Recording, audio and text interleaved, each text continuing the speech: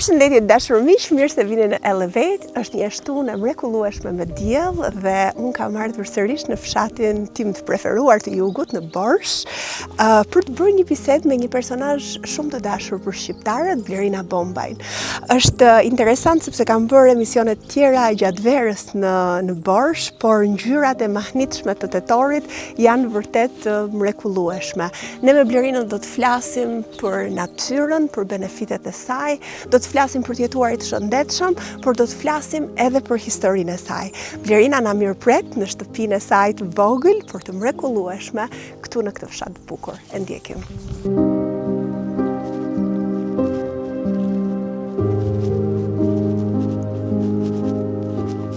Mirë se të gjeta këtu. Mirë se erdhe në Borshin ton tani. Në Borshin ton. Edhe unë jam shumë e lumtur që në fakt kam edhe një mikesh, një komshie tjetër të njohur këtu, edhe që ke ardhur dhe po e vlerëson Borshin, apo jo? Po si mos ta vlerësosh, është një mrekulli, është një prallë, ka një mikroklim fantastike, është e freskët në verë, e ngrohtë në dimër, ka një gjelbrim, një qetësi, një energji që sinqerisht më agjepsesh kur vjen. Tani ti je nga Vlora, po e kishe menduar ndonjëherë që do ta tradhtoja kështu Vlorën. Jo, nuk e kisha menduar, dhe nga që ne vlonjatët e kemi dhe shumë të theksuar atë ndjesinë origjinës, na duket sikur Vlora dhe s'ka tjetër, nuk e prisja që Borshi do fitonte zemrën time në këtë madhështi, domethënë. Ti ke ndërtuar një folet të vogël për të ngrohtë këtu, por me një kopsht dhe një obor shumë të këndshëm.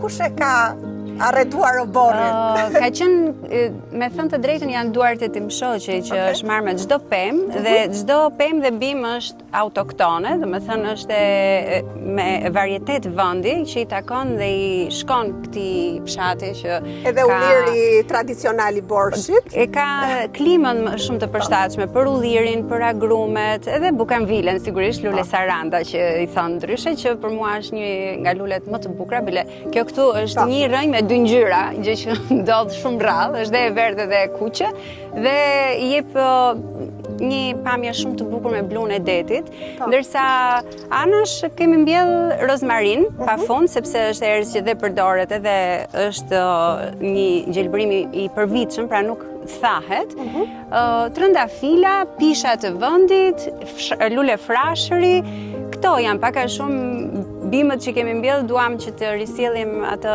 kulturën vendase. Pra kulturën vendase, megjithatë edhe me preferencat tuaja, sigurisht që ju keni. Edhe që të na shërbejnë. Sigurisht. Vjelim dhe ca ullim, vjelim dhe ca limona, ca mandarina. A vini dhe përfshiheni në këto punët e Borshit, po themi si vjelja e ullimve?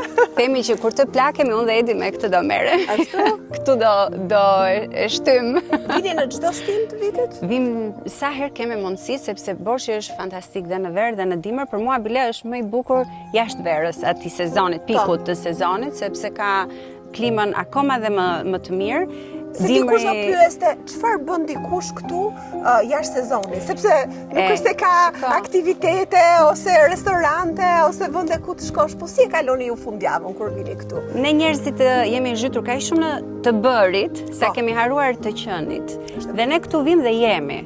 Thjesht, me thënë, jetojmë si njerëz që jemi pjesë e natyrës, dhe natyra na jep atë paqen që na mungon në përditshmëri kur humbasim tek të bërit. Do bëj këtë, do bëj, jo, nuk është nevojë të bëjmë gjithmonë, çdo ditë të bëjmë diçka apo të jetojmë gjithkohës te çfarë do bëjmë. E rëndësishme është që dhe të jemi, dhe se jemi qenie njerëzore. Njerëzorja janë këto format e të bërit, qenia është të jesh, të ekzistosh. A e ndan dhe i të shoq këtë mundësi? Ndoshta nuk e pranon kështu teorikisht, po ai shumë i lidhur me këtë vend, dhe e kupton njeriu edhe në mënyrë të pavetdijshme që natyra të mungon, dhe ajo që t'jep natyra nuk ta jep absolutisht asnjë lloj gjëje tjetër. Blerina, faleminderit që na mirëpritet, ne do të ulemi bashkë dhe do të bëjmë një bisedë, por ky është një vend fantastik. Faleminderit që na mirëpritet këtu edhe për ta treguar Borshin për turistët dhe për shqiptarët që duan edhe të përjetojnë ndoshta edhe një fundjavë të qenit, atë që po thoshe ti. Pra jo vetëm të bërit. Një gjelbrimi i Blerina, jemi ullur këtu tani në kopshtin tënd të Edenit. Në qoftë se e kishe imagjinuar ndonjëherë jetën tënde mbas ikjes së fëmijëve në shkollë edhe të gjendurit me të shoq. E kish imagjinuar ndonjëherë kështu? Përpiqem që të mos imagjinoj shumë, e di pse, sepse mendoj që nuk kemi asnjë gjë në dorë dhe imagjinata vetëm na streson dhe na shqetëson. Dhe kur më vijnë mendime të tilla për të ardhmen, mundohem që t'i heq, sepse dua të jetoj në momentin prezent që kam, dhe mendoj që atë kemi në fakt, ajo është e vetmja gjë që kemi, e vetmja gjë që ekziston, mendoj për ne është momenti ku ne po jetojmë, të tjerat janë vetëm në mendjen tonë. Dhe nuk mundohem t'i marr gjërat ashtu siç më vijnë. Kështu që nuk është se ka qenë ndonjëherë që unë të mendoj që fëmijët do ikin, po dhe nuk e kam menduar ndonjëherë që s'do ikin, se me thënë të drejtën, shkolla tashmë, bota është bërë kaq e lirë, mundësitë janë kaq të mëdha, gjithandej tashmë jemi si qytetarë të botës, nuk jemi më qytetarë të një vendi domosdoshmërisht dhe nuk e ndalon dot edhe fluturimin e fëmijëve. Megjithatë, duhet me thënë që nuk duhet të dramatizojmë jetën, duhet ta marrim ashtu siç na vjen dhe çdo sfidë që vjen të jetë për të na arritur, sepse për atë punë bëhen sfida. Absolutisht. E megjithatë, të gjendurit vetëm me bashkëshortin, për disa është një dramë e madhe, sepse fëmijët japin kuptim jetës, por disa të tjerë duket se menaxhojnë shumë mirë dhe ju pëlqen kjo pjesë. Ju erdhi dita. Ju erdhi dita. Madje dëgjova një intervistë të Jennifer Lopezit që na jap gati që t'ikin fëmijët. Po, shiko, ne nuk I kemi pasur një barë të madhe fëmijë tani, të themi të vërtetë, nuk është se jemi nga ata prindrit që sakrifikuam shumë, lam gjithçka për fëmijët, sepse kemi pasur fatin e madh që na kanë ndihmuar prindrit.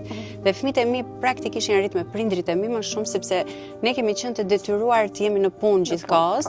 Faktikisht, kjo nuk është edhe gjëja më e mirë e mundshme, mund të them që kam pishmanet e mia për faktin që unë që një javë kam dalë në punë, domethënë pasi kam lindur vajzën, sa ka kaluar një javë unë kam qenë e detyruar të dalë në punë dhe ja kam lënë mamet.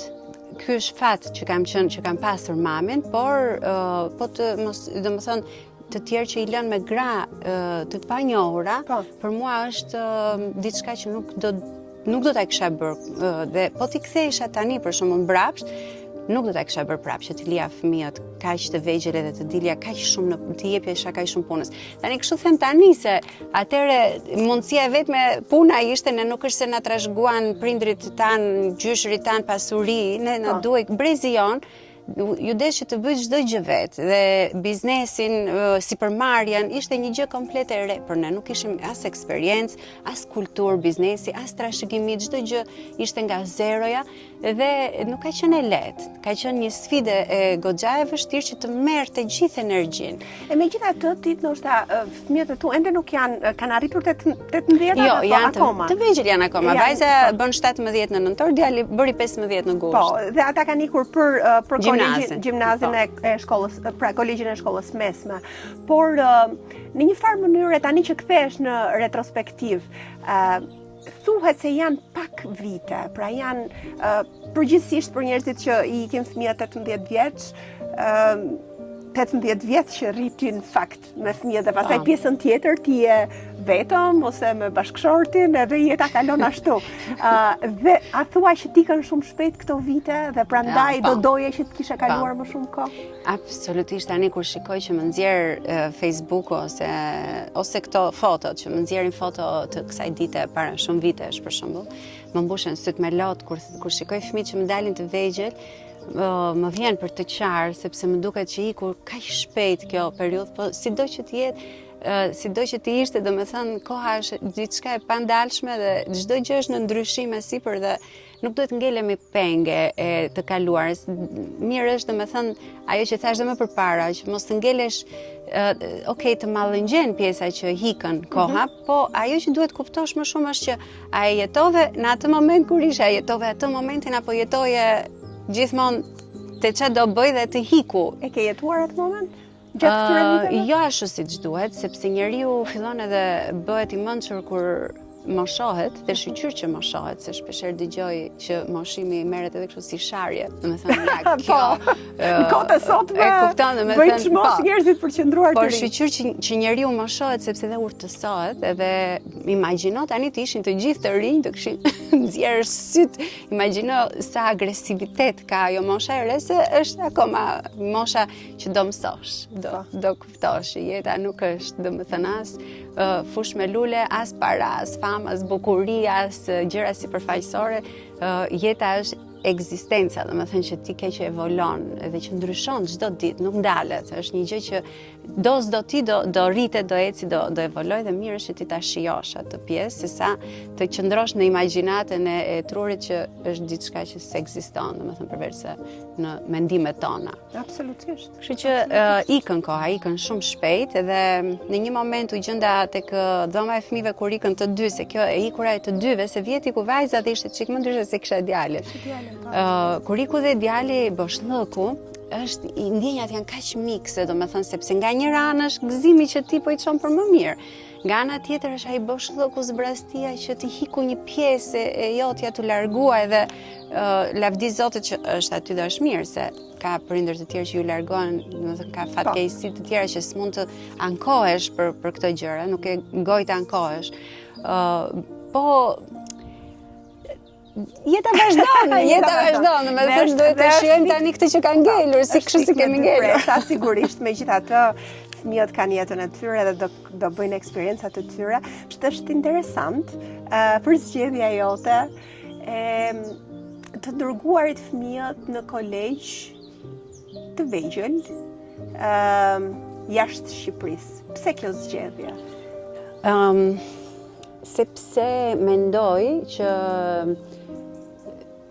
shoqëria jonë është në një batak. Edhe do ta them kështu troç këtë dhe jam në një moshë dhe në një fazë që nuk më bëhet është në vend se çfarë komentesh të Po jo, shumë mirë edhe pikërisht për këtë sinqeritet kemi nevojë. Pa diskutim. Mendoj që është në një batak shpirtëror.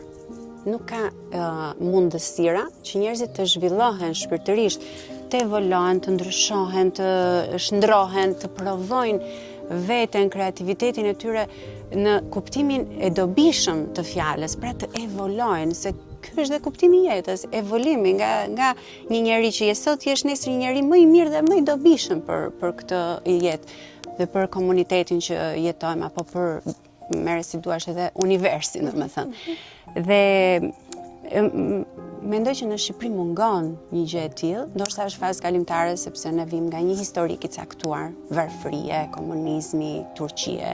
Domethënë jemi vetëm vend që ndjen 500 vjet në Turqi, pastaj erdhi komunizmi që ishte një fatkeqësi jashtëzakonshme dhe të gjitha këto kanë lënë një traumë në shoqërinë shqiptare, të cilën e mbajmë kështu me si valixhe në krah, domethënë, të gjithë njerëzit kanë traumë të trashëguar, sepse trauma është pjesë e jetës, po ne nuk e kemi kështu backpack, ne kemi valixhe me rrota, domethënë që të rreqim. Mendoj që kemi shumë trauma si shoqëri, që do duhet i kalojmë dhe do duhen shumë kohë dhe në momentin që ti nuk është se ke dhe 10 jetë, domethënë dhe nuk është se dhe thuaj që kur ka mundësi për më mirë, përse fëmijët e mi të mos përpiqemi për më mirë. Kjo është interesant, mendoj edhe do ndihmonte edhe shumë prindër të tjerë që janë të lumtur, ashtu si çdo unë me tim shoq për shembull që u kthyem nga Zvicra, për t'i dhënë mundësinë fëmijëve që të kenë një fëmijëri si ajo e jona me dashurinë e njerëzve të dashur, këtu në Shqipëri që Shqipëria ta mundson edhe me diellin, edhe me natyrën, edhe me këto elemente shqiptare për të cilat ne kemi qenë krenar, por nga ana tjetër, duke u rritur pastaj, fillon edhe vëre problemet me sistemin, me institucionet, me shkollimin dhe në cilën pikë mendove ti që këtu nuk është mirë mjaftueshëm për fëmijët e mi që të vazhdojnë rrugtimin e tyre arsimor dhe çfarë të bëri që ta marrësh këtë vendim? Pjesa kryesore është shoqëria, e cila mendoj që shikoja, domethënë që interesat që shkëmbenin me njëri tjetrin ishin shumë të vakta, shumë të varfra. Dhe interesat në përgjithësi, domethënë të fëmijëve se me çfarë merreshin. E dyta, droga. Okej. Unë mendoj që në Shqipëri droga është një problem jashtëzakonshëm. Dhe sheshit, absolutisht. Të gjithë janë koshient për këtë, thjesht është një gjë që nuk përflitet. Te adoleshentët dhe te moshat shumë të reja, domethënë te fëmijët 14 vjeç, 13 vjeç, 12 vjeç, 15 vjeç, cigaria është diçka në mod, alkooli është në mod. Do thuash se kjo është në të gjithë botën në këtë moshë, nuk diskutohet. Po këtu të duket pak më i pambrojtur fëmia, sepse është e gjithë shoqëria pak e pa strukturuar mirë. Është pak mikse, edhe plus nuk kemi akoma, për shembull, për drogën, është një gjë që nuk flitet fare. Nuk flitet pra. Nuk flitet, po ata që e kanë në kurizë e dinë shumë mirë se çfarë halli është dhe se sa e përhapur është, dhe ata nuk flasin sepse shoqëria nuk është gati që të flasi për një produkt, për një problem të tillë. Kur po flasin për drogë, po flasin për marijuanë? Po dhe marijuanë, patjetër dhe marijuanë, dhe lënë të tjera më të rënda, të cilat janë shumë të përhapura dhe nuk shoh të bëhet në një gjë e madhe. U fol një moment vetëm dhe u la aq, pastaj nuk është se pash që të kishte ndonjë aksion që vërtet i jepet zgjidhje. Absolutisht nuk them që është vetëm problemi i Shqipërisë, është problemi të gjithë botës, mirë po. Në vende më të zhvilluara ka modele shoqëria. Në Shqipëri nuk ka modele shoqëria. Dhe kjo është një nga gjërat që mua më shqetëson më së shumti për brezin e ri. Cili është modeli i fëmijëve të rinj në Shqipëri? A është gjë pedagogu? A është gjë mjeku? A është gjë avokati? Përkundrazi. Këto janë figura të rënuara në Shqipëri, të kolapsuara. Dhe për këtë arsye, për këtë kolaps të këtij sistemi vlerash, për mua ishte zgjedhja e domosdoshme që më vinte nga brenda që unë duhet ti largoja në një moshë të vogël. Unë nuk jam që fëmijët largojnë dhe shqiptarët largojnë nga Shqipëria në mënyrë absolute. Unë dua që fëmijët e mi të kthehen në Shqipëri, po të kthehen njerëz të formuar mirë, të formuar mirë që kur të vinë të jenë mirë dhe për veten e tyre dhe për vendin e tyre. Po mosha e gjimnazit për mua është shumë delikate, se shumë herë më kanë thënë ke nisur pse i ke çuar kaq të vegjël, si i ndave kaq të vegjël. Shiko, ai është një vendim që ti nuk e di asnjëra ke bërë gjën e dur apo jo, dhe s'ka dhe formula, askush nuk mund të thojë që kjo është e dura. Unë di që nëna dhe prindi duhet ndjeki instiktin e brendshëm, se çfarë i thot zemra. Dhe mua për brenda më thonte vetja që largoj. Kjo ishte instinkti im. Ndoshta largo zot, mos dali dhe vendimi i dur, se si dihet asnjëherë, thash nuk kemi asnjë gjë në dorë. Ama këtë ndjeva dhe këtë bëra. Dhe kur i lash atje, pasi bëra një luftë të jashtëzakonshme që ti çoja, kur i lash, u gjenda, thash, po ç'a bëra tani, dhe më doli një ngashërim. Ishte diçka e pavullnetshme. Tani zgjedhja që ke bërë ti, që ndoshta jo shumë kush e di, është që i ke çuar në një shkollë, një farm school. Po. Çfarë është një farm school? Ai është një kolegj shumë i veçantë, quhet American Farm School, është i ndërtuar në vitin 1900 nga një klerik amerikan, i cili e nisi një tokë të djerë të Selanikut që sot ka marrë një vlerë të jashtëzakonshme dhe kërkohet metri katror për ndërtim. Ai ka një kampus me hektar të mbjellë me gjelbrim dhe nuk i jep asnjë centimetër, që mund të fitonte shumë më shumë po ta jepte, domethënë familja e tij, ai nuk ekziston më tani, po pasardhësit e tij që janë akoma amerikan, dhe ai ngriti një shkollë bujqësore si fillim, mori 5 lop dhe bënte shkollë mësim bujqësor. Sot, pas 125 vjetësh, ajo shkollë është nga kopshi deri në pas universitare. Dhe nuk është shkollë bujqësore vetëm, ka dhe shkollë profesionale bujqësore në gjimnaz, por është cikli i plot arsimor i përgjithshëm, sipas sipas shtetit, mësim të kurikulës shtetërore në Greqi, por fëmijët janë të detyruar të njihen me proceset bujqësore që na mbajnë gjallë, me proceset e prodhimit nga gjithë zinxhiri, nga mbjellja e farës deri te shitja në treg.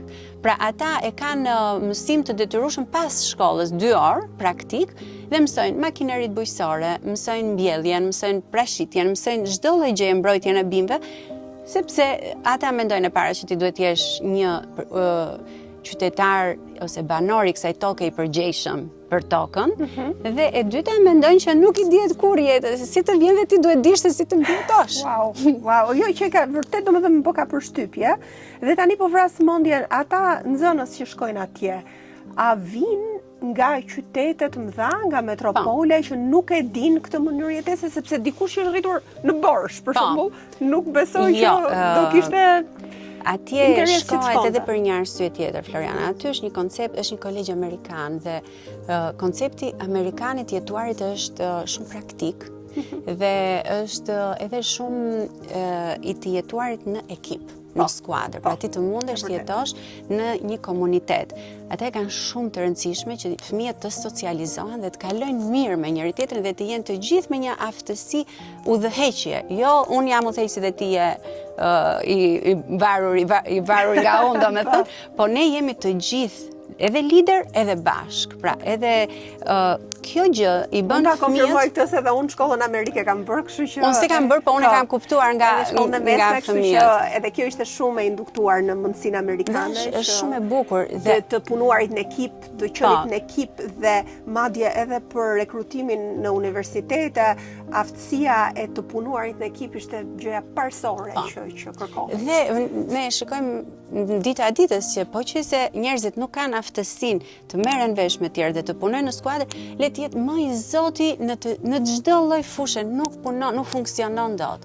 Sepse kështu është ndërtuar jeta, kështu e ka bërë Perëndia që ne të kemi marrëdhënie.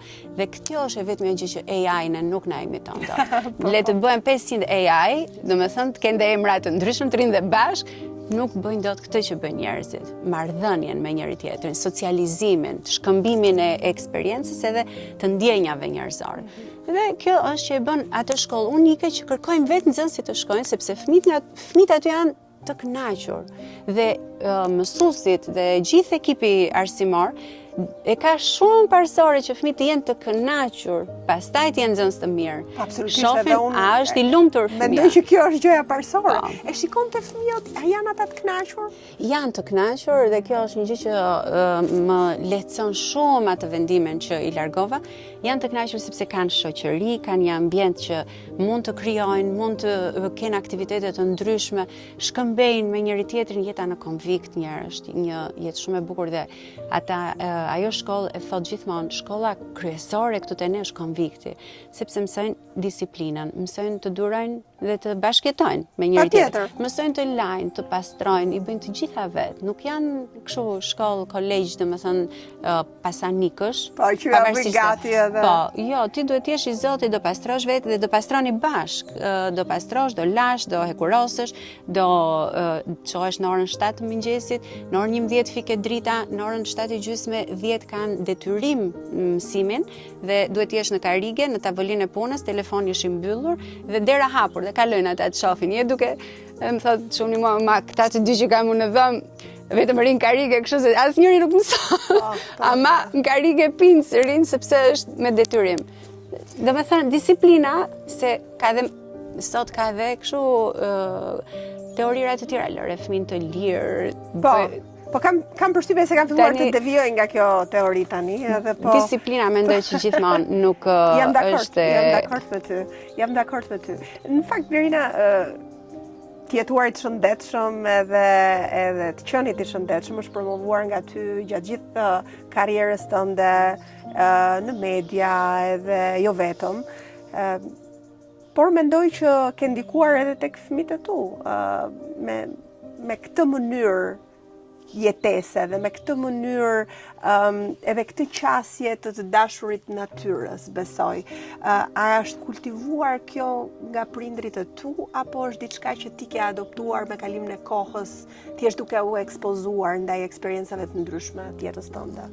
Unë mendoj se kam pasur lidhjen me natyrën që e vogël dhe më shumë më ka injektuar gjyshja ime, e cila ishte nga një fshat i Vlorës, nga fshati Brataj, që unë edhe sot e kësaj dite kam një lidhje shpirtërore. Rruga e lumit Vlorës që vjen këtu për në Borsh. Një rrugë e mrekullueshme, me thënë drejtën, shumë piktoreske. Dhe ajo më merrte me vete në fshat. Ajo jetonte në Vlorë dhe unë pushimet e verës i kaloj gjithmonë në Vlorë. Dhe gjyshja ime ishte shumë e dhënë mbas kafshëve, mbante gjithmonë mace në shtëpi, kishte pula një periudhë kohë.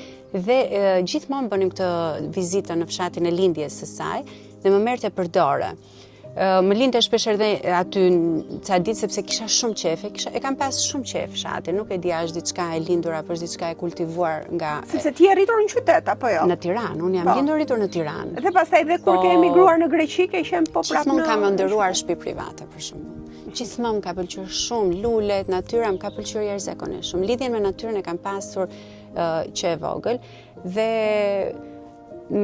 ushqimi erdhi pastaj, nuk është se unë kam pasur vetë në një lidhje me ushqimin deri kur më doli shkolla e lartë. Pastaj më doli rastësisht se kisha aplikuar edhe 2 shkolla tjera dhe kjo ishte e treta, me thënë drejtën. Më doli rastësisht, pastaj e dashurova si profesion. Më pëlqeu jashtëzakonisht shumë, u apasionova dhe dhash gjithçka nga vetja sepse mendoj që kur dikush bën diçka do ta bëj mirë.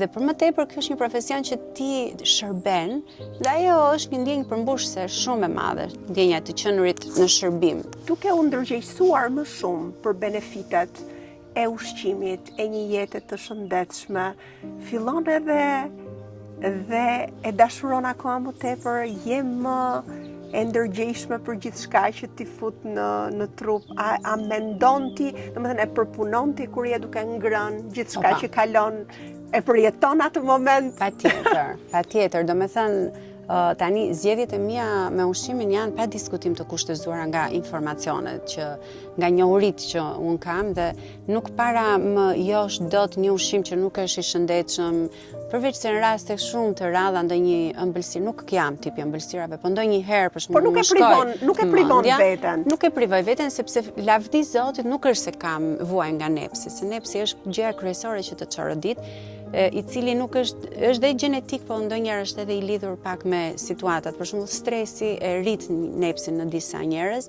në disa të tjerë e ul fare oreksin. Unë kam qenë në këtë kategori që nepsi me stresin ka qenë domethënë të kundërta. Kur kisha shumë stres, kisha fare uri, më mbyllej stomaku. Dhe këto mendoj që janë predispozita gjenetike, sepse dhe babin e kam kështu me një peshë të kontrolluar, gjithmonë ka qenë i dobët, i hollë. Në përgjithësi, unë e kontrolloj ushqimin që ha sepse jam e vetëdijshme dhe kjo është dhe puna ime dhe duke qenë se është e vërtet kjo gjë që unë e besoj plotësisht, e përjetoj, përcjell edhe të tjerët dhe mendoj që kjo është një arsye që njerëzit më ndjekin sepse e besojnë, është diçka e vërtetë, se po s'e e vërtetë është kot pastaj. Dhe fëmijët e mi nuk është se kanë këtë lidhjen me natyrën. Nuk e kanë? Nuk e kanë, kështu siç e kam unë kam qenë shumë e apasionuar. Vajza më shumë e ka me kafshët, po jo me natyrën. Për shembull neve fermën, ata janë rritur në një ambient me gjelbërim dhe nuk i bënte përshtypje, ndoshta nga që e kishin, nuk di. Djalim kur shkonte në shtëpiat e shokëve të vet, për shembull nëpër apartamente, më thoshte masa shtëpi të bukur kish në apartament. Unë mendoja që shtëpia private është gjë më e bukur që mund të kesh, domethënë dhe qeshja, shtëpia në kat 7, sa bukur mami. Jo, e di pse është interesant kjo që po thua, sepse po, shumë njerëz që janë rritur në fshat duan diçka ndryshe, se është natyrë njerëzore që do atë që s'ke. Gjithmonë atë që s'ke dhe si mësuar dhe të mungon. Por a mendojnë që tani pikërisht njerëzit janë të lodhur nga gjithë jeta e qytetit, jeta stresuese, të gjitha problemet e shëndetit mendor që tani po kërkojnë dhe po vinë drejt një jete më të qetë, po tani po ta kishin dhe këtë jetë më qetë prapë të donin diçka tjetër. Shiko, patjetër që njeriu shkon gjithmonë në kërkim të asaj që i mungon, sepse gjithmonë ne jemi në kërkim. Jemi në kërkim të asaj që nuk e kuptojmë, kujtojmë se e do e gjejmë nga jashtë, në fakt ajo është brenda dhe ty jeta të përplas me çdo lloj gjëje të mundshme, ndonjëherë të përplas me fatkeqësi derisa ti thrasësh mendjen dhe të kthehesh brenda dhe jo jashtë. Pra mos ta kërkosh atë kuptimin e jetës jashtë vetes. Ajo është një pjesë, ajo është një pjesë plotësuese, sigurisht dhe të gjitha do të jenë në harmoni, se nuk po them të jetosh si morgjit, të meditosh gjithë ditën, po ne kemi prishur këtë ekuilibër, ne jemi vetëm jashtë vetes. Librin e vetes nuk e shfletojmë ndonjëherë. Është e tillë ka ardhur jeta dhe prandaj them ndoshta që është dhe kjo përplasje vlerash dhe antivlerash, sepse është materializuar çdo gjë, njeriu është bërë një konsumator, është bërë vetë ne lindim konsumator të vegjël. Domethënë fëmijët tan janë konsumator të ardhshëm, të cilët mendoj që janë të drejtuar nga pushteti, fuqia kryesore që drejton botën, që është paraja. që janë njerëzit e pasur. Dhe të mos kënaqurit asnjëherë me gjërat që ke dhe disponon. Po pikërisht se po ti jesh i orientuar vetëm drejt materializmit, ajo s'ka fund. Gjithmonë është dikush më i pasur, dikush më i bukur, dikush më i ri, gjithmonë do gjesh diçka që nuk do të arrish dot. Prapë dhe në fund është e bukur një Jim Carrey është ky komediani, edhe ka thënë në një intervistë të tij, unë dua thaj që njerëzit ti plotësojnë të gjitha ëndrat që kanë. Ty plotësojnë që në fund ta kuptojnë që nuk ishte ajo. Është vërtet kështu. Është vërtet kështu. Prandaj njerëzit lodhen në jetë deri prandaj them që te moshimi është pikërisht kjo që jeta të përplas derisa ti të kuptosh që lumturia është brenda vetes tënde dhe ti je njeri i plotësuar, nuk ke nevojë të plotësohesh as nga ana materiale, as nga ana të vi një njeri tjetër të plotësoj. Ne sot kemi një realitet të tillë. Ata që jetojnë në fshat nuk duan t'ia shohin më sy të fshatit. Dhe kjo është më se normale sepse sidomos në Shqipëri fshati nuk ka një mbështetje. Nuk ka kushte, nuk ka shkolla të mira, nuk ka spitale të mira, nuk ka infrastrukturë, nuk ka ujë, nuk ka drita, domethënë ka një varfëri ekstreme në raste të caktuara dhe tani çfarë ti kërkosh aty? Ti thuash, bile kur shkojmë ne, unë e ti që bëjmë këto emisionet, kështu ndonjëherë kur i shoh tani që i kthejmë emisioneve të mia dhe i them aty, "Ua sa bukur jeni këtu." Them vetë, "Na." Ai di se ç'a jetë bëjnë. Bëjnë jetë lodhur, ti shikoj ju duart, shikoj ju fytyrat si kanë të rrudhura, do të thënë janë njerëz të lodhur. Po këta njerëz, megjithatë, këta njerëz që janë këtu të paktën që janë mësuar gjithë jetën këtu, nuk e duan qytetin. E vërtetë është. Mosha tjetër, pra mosha më. Pa ajo është nga që janë mësuar me atë habitatin e tyre. Po flasim tani të rinjt nuk e duan fshatin. Dhe të rinjt janë duke u larguar gjithnjë më shumë, duke shkuar në qytete ose jashtë. Dhe atë që ne vuajmë është që ne kemi për shembull një fermë që na duhen banor për të punuar, për shembull për punët e fshatit, punët e fermës tamam, punët me bagtit, punët me bujqësinë, nuk e do asnjë i ri këtë gjë. Dhe këta gjithë po kërkojnë t'ikën, ndërkohë që gjithë ata që e kaluan jetën e qytetit, tani do t'i kthehen fshatit dhe unë mendoj që fshati do gjallërohet nga njerëz si ne që nga qyteti i morëm qytetit, domethënë e kuptuam ç'a është qyteti, arritëm dhe kuptuam që fshati është ai që mund të japi paqen që ti kërkon pasi ti ke provuar shumë, domethënë ke kaluar shumë eksperjenca në jetë, kontakti me natyrën nuk është madhështor. Absolutisht. Edhe mendoj që është mesazh shumë i mirë edhe për të rinj që le ta bëjnë atë, le ta bëjnë, do e bëjnë se duhet ta bëjnë këtë gjë ende dhe duan ta kalojnë atë eksperiencën e tetuarit diçka tjetër që dhe nuk jam mohon dot, dhe nuk ju mohon dot, sepse nuk mund t'i thuash gjithë jetën ri i mbyllur në një fshat që ka një kafe, mund të ketë një shkollë edhe një dyqan, market, edhe jeto aty i lumtur. Nuk i thua dot. Njeriu duhet patjetër të hapi sy, të hapi mendjen, të eksplorojë, të shikojë, të provojë veten në shumë dimensione dhe në shumë aspekte, dhe ndoshta edhe në shumë vende, të shkojë në vende të ndryshme dhe pastaj për ta kuptuar vlerën e asaj që kuptoj vlerën. Nga historia jote që kam dëgjuar, edhe kam parë në intervista të ndryshme, edhe ti ashtu të erdhi fati dhe rrethana dhe familja jote emigroi në Greqi. Ku ti ishe shumë e lumtur me jetën në Greqi, pra ishe në atë fazën e të përjetuarit të jetës atje edhe të marrit edhe të përmbushurit me diçka tjetër që ndoshta vendi s'ta ofron, por rrethanat pastaj erdhën që u riktheve në Shqipëri. Edhe pse ndoshta jo me shumë vullnet për t'u rikthyer në atë kohë, po tani në retrospektiv, a je lumtur që je rikthyer? Absolutisht. Domethënë, dhe a mendon që edhe këta të rinj që bëjnë eksperiencat e tyre do kthehen dhe duhet kthehen? Unë mendoj që duhet të kthehen, se s'bën mendoj që duhet të kthehen sepse atë guri i rënë në vend të vet e besoj plotësisht. E besoj edhe lidhjen me rënjët. E besoj që njeriu ka nevojë për të qenë aty ku ka një historik dhe një vazhdimsi. Por besoj fuqishëm që të gjithë duhet ta përjetojnë një eksperiencë jashtë Shqipërisë, sepse Shqipëria është një vend i vogël dhe jo i shumë mundësive. Dhe sot, siç e thash për fëmijët e mi, e uroj për të gjithë fëmijët e tjerë që mundësit janë, bota është shumë më e lirë tashmë për të vizituar dhe për të marrë eksperjenca shumë më e hapur, ndoshta edhe me hapur se ç'duhet me gjithë këtë emigrimin që ka ngatruar, domethënë paksa gjithë Europën në mënyrë shumë invazive, po nga ana tjetër është shumë e mirë lëvizja sepse është më lehtë për të krijuar eksperjenca dhe për të rritur si njeri. Dhe pastaj të kthesh. Për mua mendoj që është fatkeqësi që fëmijët vazhdojnë të jetojnë jashtë, megjithatë nuk ju vë dot faj. Shikoj shpeshherë prindër të vjetër të moshuar që i dërgojnë me zor të fëmijët e tyre që janë jashtë, i thonë shiko të blerina peshën, tensionin, kolesterolin dhe vinë të shkretët. Më ka çuar goca, më ka çuar çuni, edhe më prekem nga këto gjeste, domethënë të tyre, dhe ndjeja të dhimbjen e tyre që nuk do donin të ishin larg prindërve, po dhe nga ana tjetër dhe i kuptoj, sepse kanë fëmijë të vegjël, i kanë nëpër shkolla, i kanë në një standard jetese të caktuar.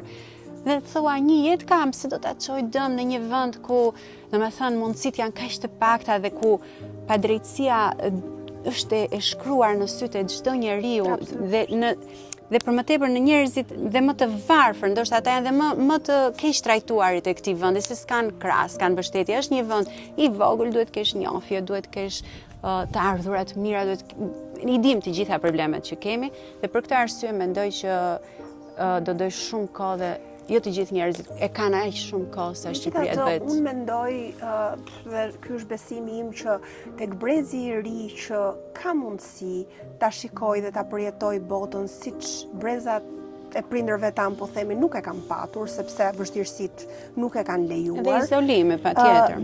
Nëse e kanë atë amanet ose porosi edhe nga prindrit dhe nxitje për t'u kthyer, ka mundësi Shqipëria të ndryshojë. Dhe kjo është vetmja mënyrë që Shqipëria të ndryshojë. Shqipëria ka mundësi, patjetër, për njerëzit dhe duhet, domethënë, të thithi njerëzit që kanë një formim, që kanë arritur një formim. Në Shqipëri dyshoj nëse formimi është më i miri nuk diskutohet që s'është, po nuk krahasohet me formimin që ka qenë para 30 vjetëve. Pra ka një degradim të edukimit dhe ka edhe një degradim të asaj që thash më përpara të vlerave.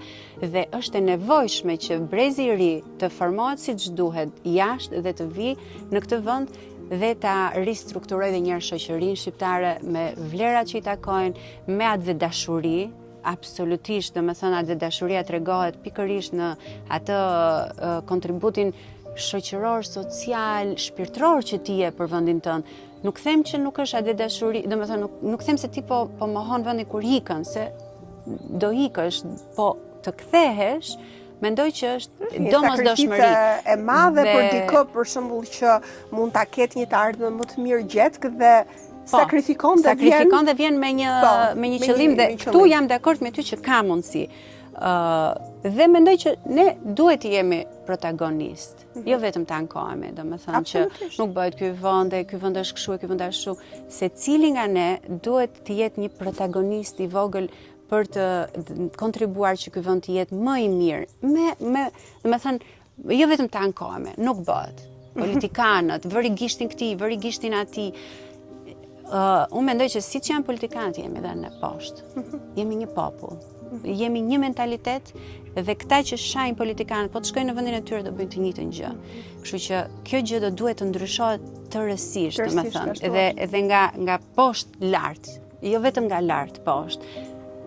Megjithatë, shpresojmë. Unë mendoj që ajo që po diskutonim më përpara, pra dhënia e modeleve të duhura dhe sa do e vështirë në këtë kohën e algoritmeve dhe ku bota e rrjeteve sociale edhe gjithë mediave ty të drejton drejt konsumerizmit, pra duhet ta gjesh atë hapësirën tënde dhe ta kërkosh me zor që ti ta shpalosësh atë modelin e duhur. Edhe kjo është shumë e rëndësishme. Dhe të kesh dhe mundësi zgjedhje, Floriana, se këtu duket sikur janë gjëra të drejtuara, pra ti s'ke mundësi ti mos jesh konsumator. Ti s'jeton dot pa i bler, domethënë bë një ditë llogari.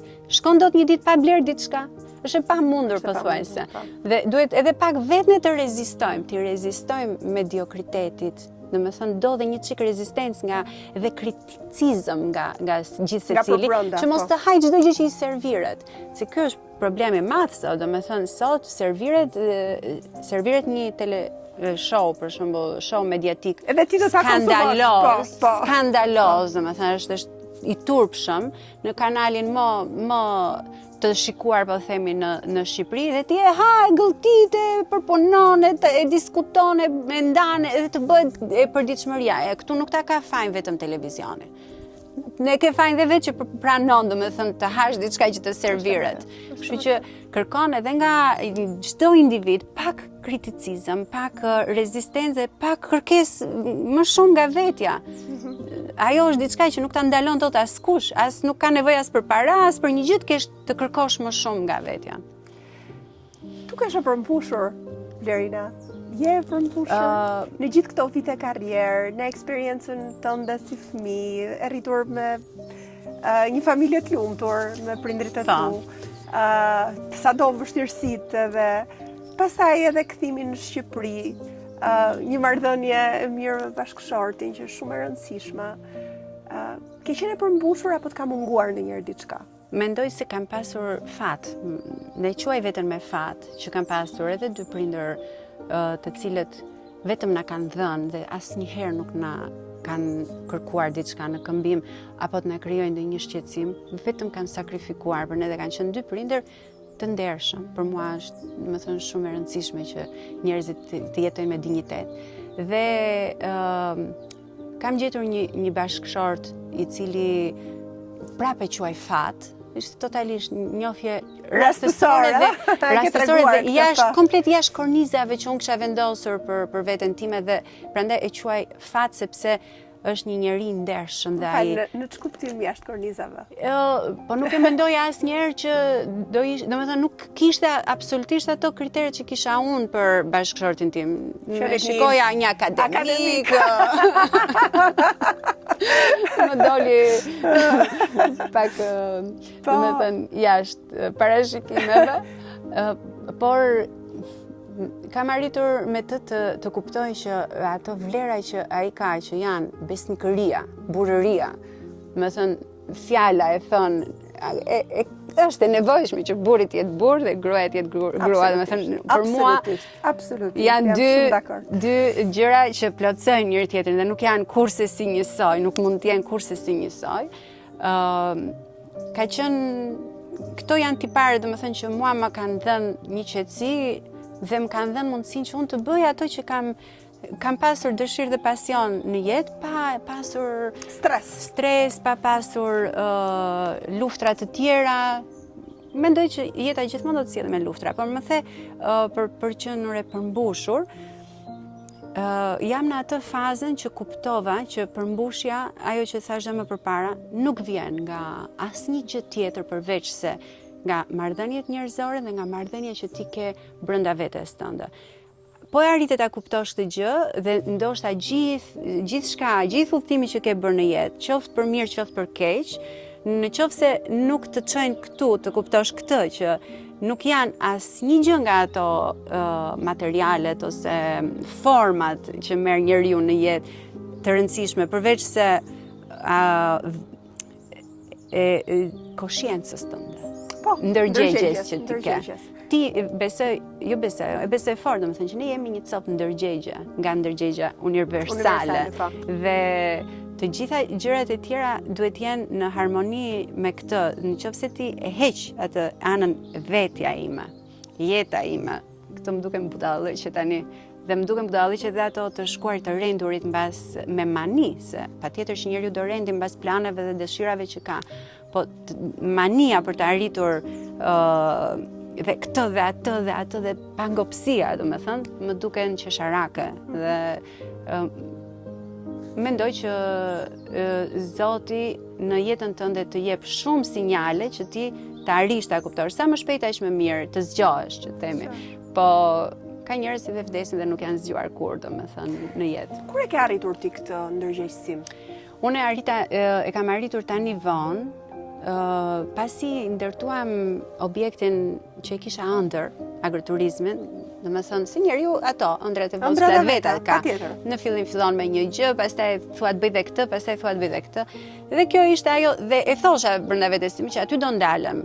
Nuk do nuk kam si të vazhdoj më tutje, se edhe isha lodhur, me thënë drejtën, se edhe lodhesh, edhe konsumohesh, përditshmëria, problemet, dinamikat. Për të arritur atë objektin tënd atje që ti e ke ëndërruar, sa të dashur mund Patjetër, jo mund, po një lodhje, stres, vështirësim, luftë, sakrificë, domethënë u bën 6-7 vjet derisa ta arrinim.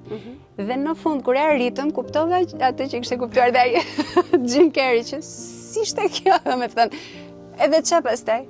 Pra pastaj do diçka tjetër, njeriu është gjithmonë kërkim diçka tjetër. Jo, unë nuk vazhdova me atë çmendurinë e diçka tjetër, dhe aty mendoj se më vleti për të zgjuar. Nuk e kuptova që dhe kjo nuk më përmbushi ndonjë, domethënë nuk është se më ndryshoi diçka. Nuk është se më bëri, tash e bëra dhe ose e lumtur jam, fare. Dhe kështu e kuptova që dhe gjëja tjetër që do bëja do ishte po e njëjta gjë dhe më bëri një reflektim. Pastaj ka qenë një moment në jetën tonë, në familjen tonë, në fakt që më bëri këtë zgjimin që t'i kthem pak më shumë anës shpirtërore dhe të kuptoj që ajo që tham që njeriu është të jetë dhe të bëj. Dhe mos t'jesh vetëm tek të bërit, po t'jesh edhe tek të qenit, sepse ne këtë e harrojmë komplet. Kam lexuar një libër të cilin ja rekomandoj gjithë ku që është në luftë me ankthin, depresionin, sepse unë kam qenë në luftë shumë madhe me ankthin. Kur? Me thënë drejtën, gjithë jetën time kam pasur ankth si njeri, që 20 vjeç kam kaluar kriza paniku, jam puruar. Shumë interesant sepse po më dukesh kaq e qetë, dhe kaq e ndriçuar në gjërat që thua dhe realizimin që ke, saqë është vështirë ta besosh që ke kaluar gjithë jetën ankth. Shiko, këto i arrin një njeri që ka vuajtur. Në me thënë, zgjimin e arrin një njeri që vuan për brenda, ai e kërkon. Dhe vuajtja kjo është, në kërkimi normalisht. Një njeri që vuan do thotë që është në kërkim për diçka, po thjesht nuk e gjen me njëherë. Dhe për ata që janë në këtë lloj kërkimi, që vuajnë me ankthin, me pasigurit, me frikrat, do t'i sugjeroja një libër që mendoj se autori është një spiritual teacher, është mësues shpirtrar, do thënë, po jo nga këta që qarkullojnë komercialët, nuk ka lidhje, është një autor, filozof, është një njeri që kur e shikon dhe e dëgjon e kupton që është në paqe me veten edhe ka arritur atë që ti do të arrish. Dhe e shpjegon jashtëzakonisht shumë bukur. Ai ka bërë një libër që quhet The Power of Now. Eckhart Tolle. Po kam lexuar. Dhe në fakt ai libër ka ndikuar tek unë tek zgjimi. Ai ka ndihmuar miliona njerëz të shpëtojnë nga depresioni. Ai vetë si person është tani 80 e ca vjeç. Ai gjerman dhe shumë i ndriçuar, është e vërtetë. Ai është i ndriçuar, jo ndoshta, por është i ndriçuar në kuptimin e plot të fjalës, se ka shumë që bëjnë kështu spiritualizëm, po nuk ka...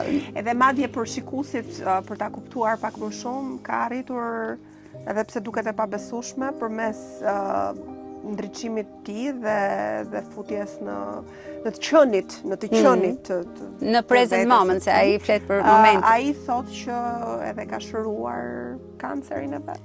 Ai ka kaluar një kancer në zorën e trash, bëra në atë moment bëra një kështu prezencë totale që dikush që e dëgjon thotë çfarë është kjo?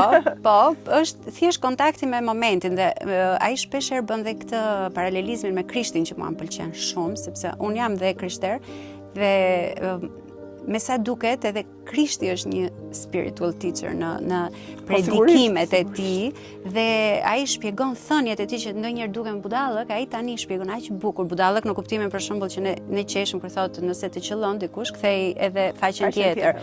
Kjo është hiq egon. Egoja, sipas Eckhartit, është armiku kryesor i njeriut, e cila është e lidhur drejt për drejt me aktivitetin mendor. Pra, mendja nga një mjet mbijetese që ne kemi është kthyer në armikun kryesor të njeriut dhe e ka marrë kështu zvarr njeriu dhe e çon kështu vrr, andej e kthej mendja jon. Pse në sajt imagjinatës dhe të egos, egoja gjithkohës, domethënë, forcohet nga mendja dhe mendimet, të cilat janë gjithmonë në të ardhmen ose në të shkuarën, dhe këto prodhojnë ankth, sepse e ardhmja dhe e shkuara prodhojnë vetëm shqetësim.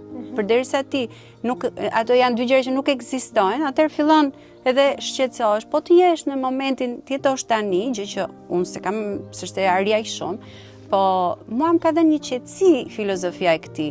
Ankthi dhe depresioni janë bërë dhe shëndeti mendor në përgjithësi janë bërë një temë e rëndësishme në të gjithë botën, ku po diskutohet gjithmonë më shumë. Ndoshta edhe këtu në Shqipëri, absolutisht, dhe të qëndruarit përpara ekraneve, përpara internetit, rrjetet sociale, lidhja digjitale me këdo e amplifikon këtë gjë, se duket se njerëzit që kanë jetuar me natyrën edhe në fshat edhe janë marrë me punë të përditshme, nuk duket se kanë kaluar këtë gjë më përpara.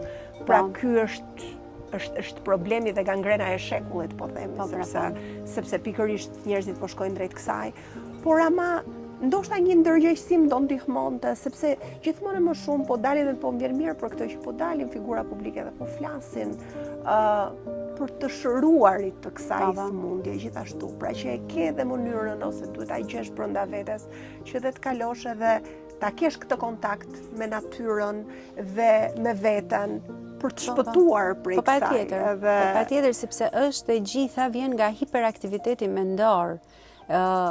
Kjo që themi egoja na bën njerëz më agresiv dhe më të bën të krahasueshëm me tjetrin. Pra, në momentin që ti je në mendje, je gjithkohës duke u krahasuar. Jam unë si Floriana, jo, s'qen kam, atëherë do bëhem si Floriana, do bëj këtë, do bëj atë, do shkoj këtu, do bëj atje.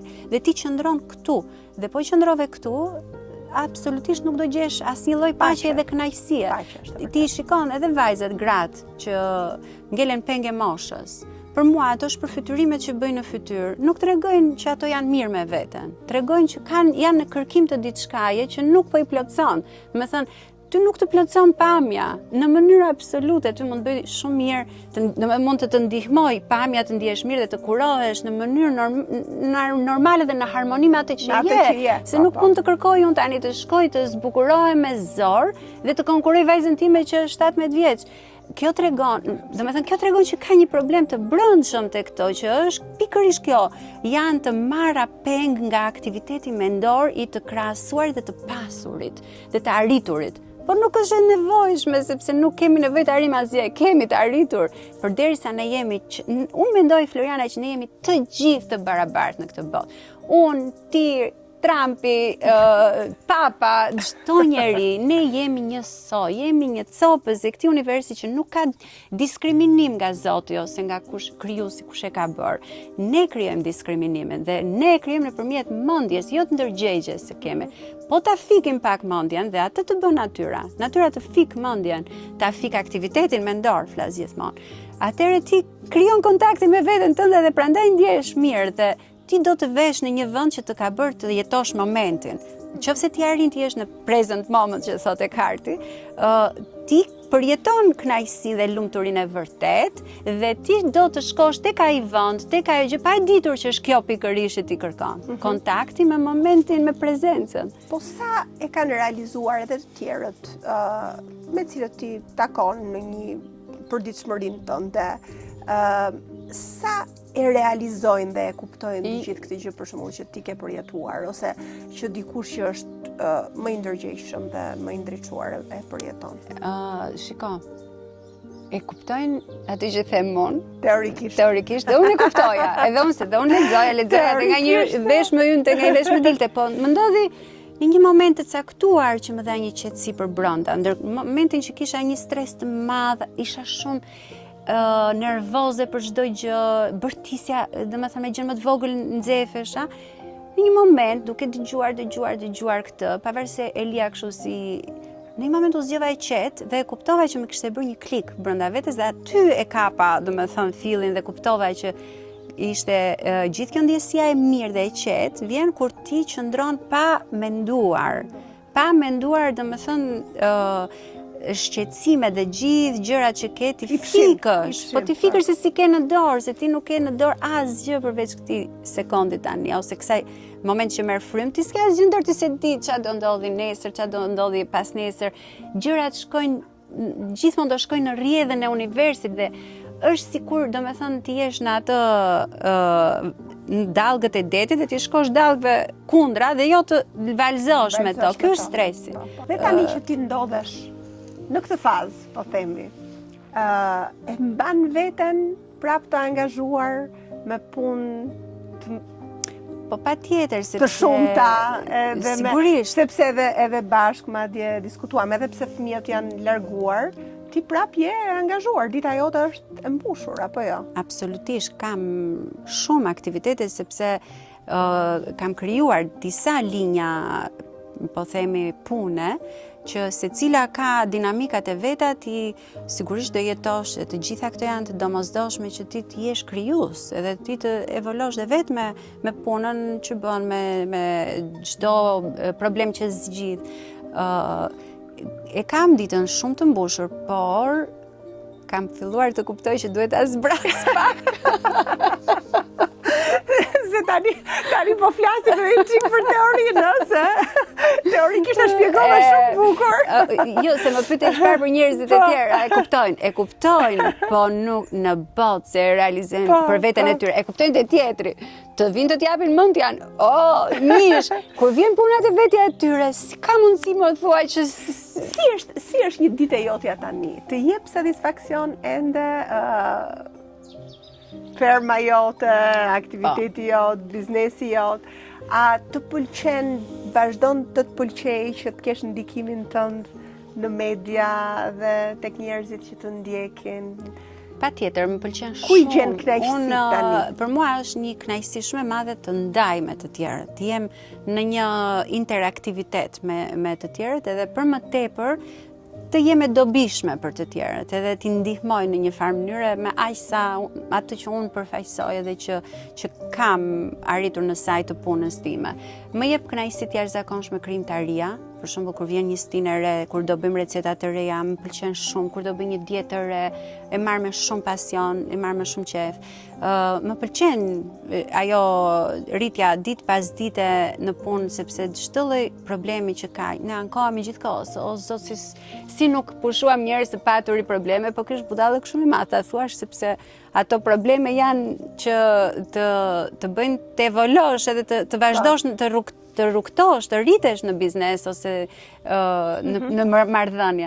Edhe jam patjetër e lidhur dhe e kënaqur me gjithë dinamikat e përditshme, pavarësisht se shpeshherë stresojmë pafund, sidomos me njerëzit, ana, domethënë e burimeve njerëzore është kthyer në një sfidë të jashtëzakonshme. Pas Covidit njerëzit nuk janë më ata që ishin.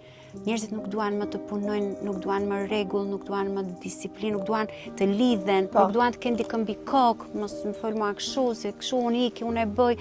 Kanë arritur në një stad që gjithë bota, jo vetëm në Shqipëri, po gjithë bota. Kjo zorse ndryshon, po ne do duhet që të përshtatemi mbase. Është shumë vështirë të punosh tashmë në kushte të tilla dhe ndoshta edhe kjo është në një transformim dhe nuk e di se ku do shkoj, me thënë të drejtën. Ndoshta secili do punoj për hesap vet, dhe nuk do ketë më ose s'do punoj. Ose po s'do punoj, ndoshta do arrit dhe ajo mirëqenie që mbas është dhe advokohet një lloj universal basic income, pra që do të paguhen njerëzit që t'jetojnë nga shteti. Po dhe atëherë zën të kënaqur, ta kesh parasysh. Do bëj diçka tjetër. Po një ditë e jotja si është, Blerina? Si e nis ditën? E nis herët? Jo, nuk e nis herët, unë zgjohem vonë, edhe këtë kam pas që fëmijë, edhe lavdi Zotit nuk më desh të punoj për ndonjë tjetër që të zgjohem në 7 mëngjesi. Zgjohem vonë dhe flë vonë.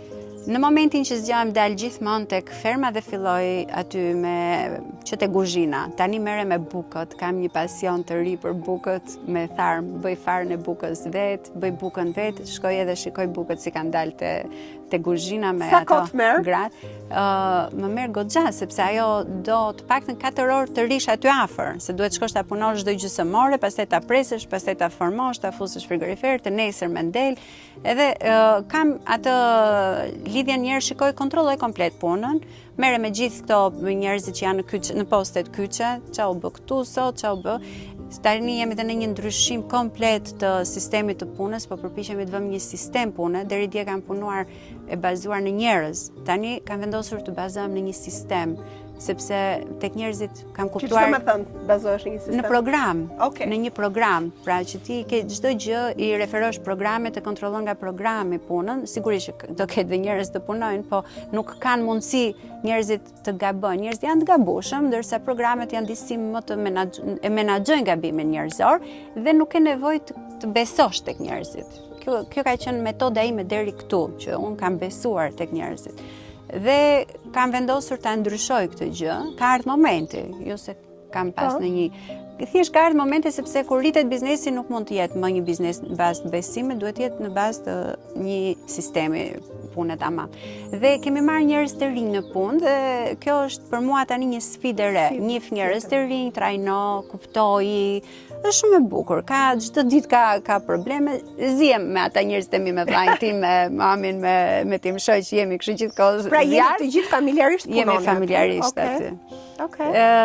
Pastaj shkojmë është një mënyrë edhe për të kaluar kohë, ndoshta edhe me familjen, no? Unë jam e quaj veten të bekuar që kam familjen dhe i lutem Zotit që të më japi njerëzit e mi gjithë jetën. Domethënë, fakti që tani na është bashkuar dhe një vlla, sepse nuk ka qenë me neve përpara, ka qenë është histori e gjatë dhe ajo ka pas një shkëputje të gjatë. Tani që ka ardhur dhe djali i tij, mua më pëlqejnë familjet e mëdha. Më pëlqen shumë kur shoh kam zili, domethënë kur i shoh ashtu familjet e mëdha me nipër, me mbesa, vëllezër, motra që shkojnë bashkë, e quaj një bekim, një mrekulli që në Shqipëri rrallë gjë. Po është mundësia sepse e kemi pasur dhe tani i kemi futur shqenjën vetë, domethënë është ajo që s'donim atë që kishim, donim atë që s'kishim. Ndoshta do vi dhe koha. Pastaj shkoj në blog, që kam zyrën, bëj vizitat e mia, kam atë kontakte me klientët të cilin e kisha humbur pak për shkak të shumë angazhimeve dhe tani e kam marrë në dorë prap dhe më jep një kënaqësi të jashtëzakonshme që takoj, bëj ato vizitat me njerëzit face to face, dëgjoj ndonjëherë dhe problemet e tyre, shkëmbejmë eksperjenca, ju them edhe unë e kam pas këtë, domethënë kaloj kohë me ta, mund të jetë gjysmore e mirëfillt me çdo njeri që vjen në zyrë.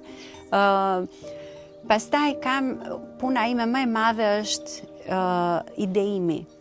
Si do hecin gjëra, domethënë ç'a do prodhojmë, ç'a do bëjmë një gjë të re, si do ta përcjellim tek njerëzit, me ç'a do merrem. Shkolla është një pjesë shumë e rëndësishme imja, unë nuk rri dot pa studiuar, sepse... Çfarë studion? Për momentin jam e regjistruar në një kurs të Cornell University, domethënë është elektronik, universitet nga më të mirët në Amerikë. Kjo është një qasje shumë interesante në fakt, sepse me disa personazhe që kam intervistuar e kanë këtë që në moshë të ndryshme, pra edhe duhet sfiduar dhe kjo mundësia që e mbaron shkollën 22 ose 25 vjeç me grada që merr dhe pastaj mbaron aty, jo nuk mbaron aty. Njeriu vazhdon edhe mëson, edhe duhet mësoj.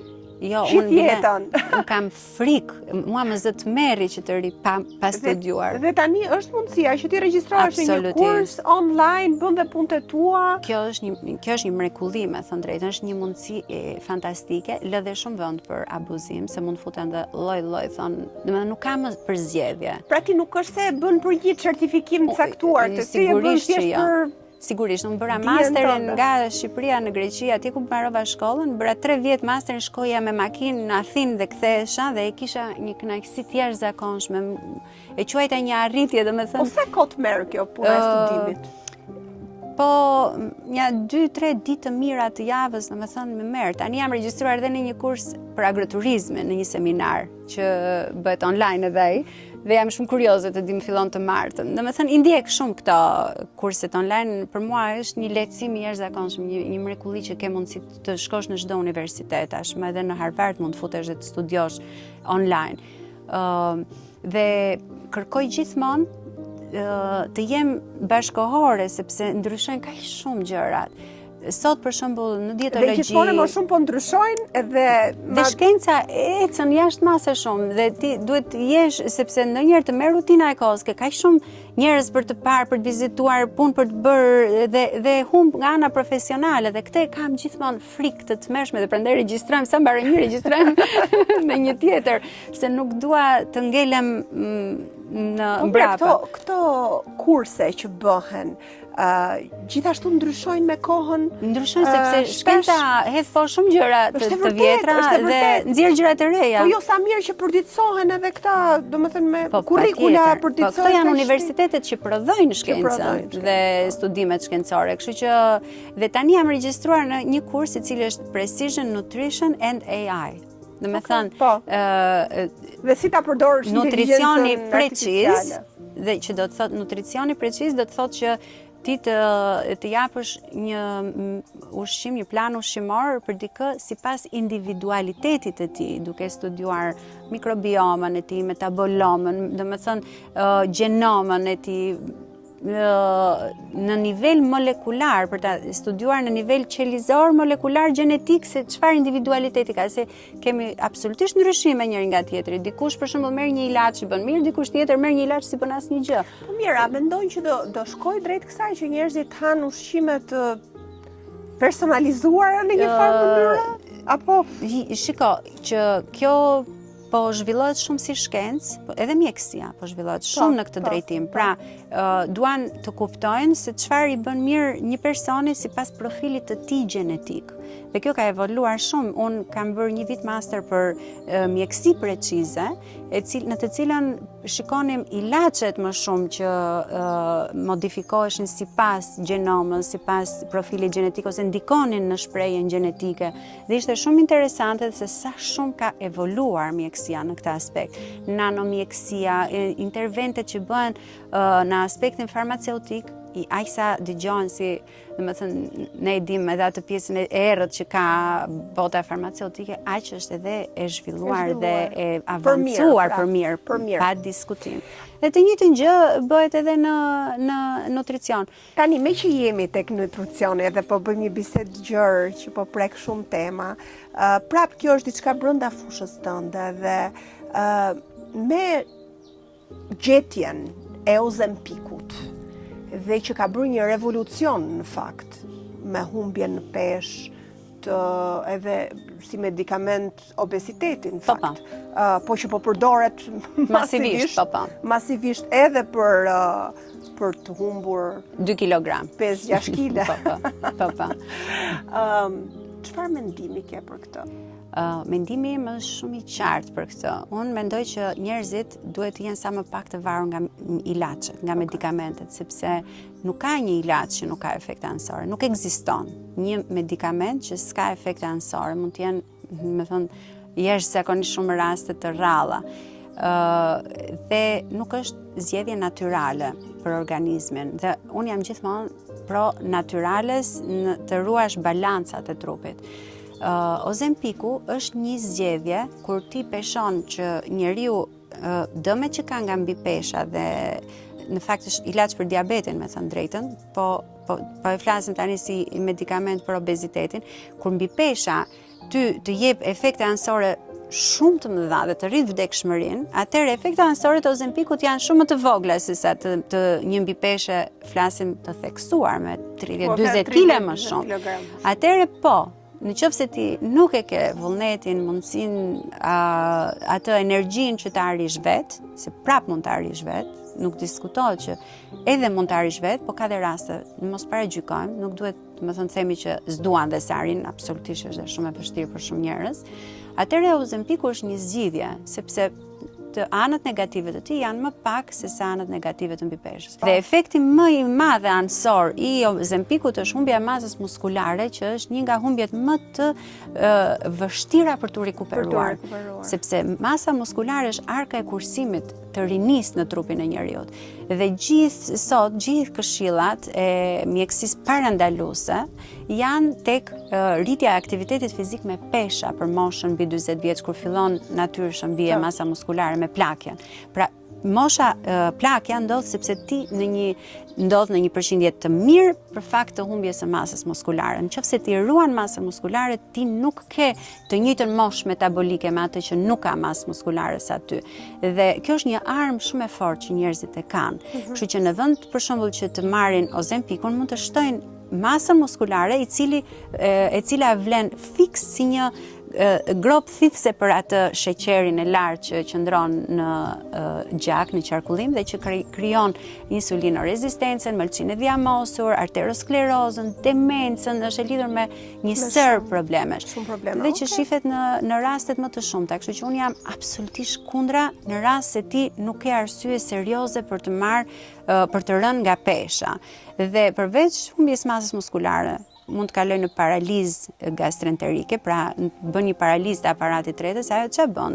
Ul atë lëvizshmërinë e zorës dhe të ndalon oreksin me një herë.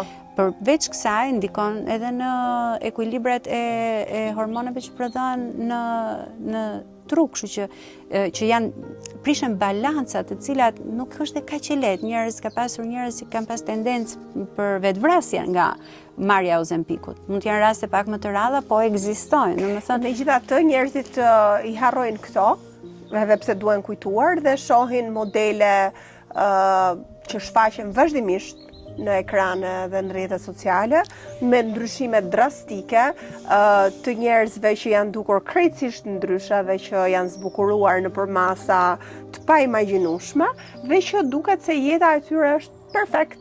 Po, është.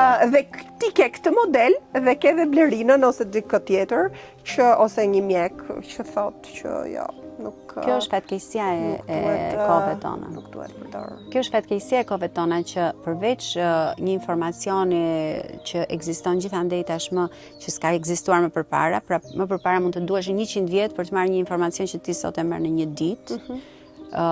Kjo ka anën e vet shumë pozitive, ama ka dhe anën tjetër jashtëzakonisht shumë të dëmshme që ka dhe keq informim.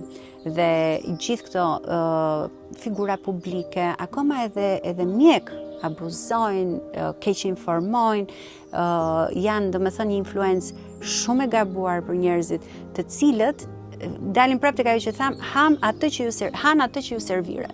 Nuk është e pamundur të zgjedhin, sepse e kanë dhe ta përpunojnë çike edhe ato që janë duke ngrënë.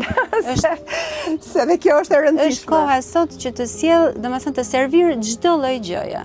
Megjithatë, unë jam e kënaqur që ne trajtuam kaq shumë biseda sot edhe mundohemi me mënyrën tonë për të servirur atë që mendojmë se është vlerë dhe që duhet i bëjnë njerëzit edhe të mendojnë edhe të përpunojnë gjërat pak më shumë, edhe në mendjen e tyre, po edhe të kenë të arrijnë një lloj paqeje me veten për ta kuptuar se lumturia qëndron aty. Do ta arrin, do t'ja sjellë vetë në një moment apo në një tjetër, ta sjell vetë jeta. Por Blerina, për ta përmbyllur me gjithë këto misione dhe punë që ti ke, po paqja jote dhe kënaqësia, ku gjendet? Gjendet tek të qëndruarit pa menduar. Pa menduar. Dhe po thoshe që do vit pleqëroj këtu me bashkëshortin. Po, sepse është një vend i cili të jep pikërisht mundësinë të jetosh në harmoni me atë që je pjesë, të cilës je pjesë, që është natyra. Edhe unë ta uroj shumë. Faleminderit edhe unë uroj të gjithëve. Faleminderit për këtë bisedë. Kënaqësi.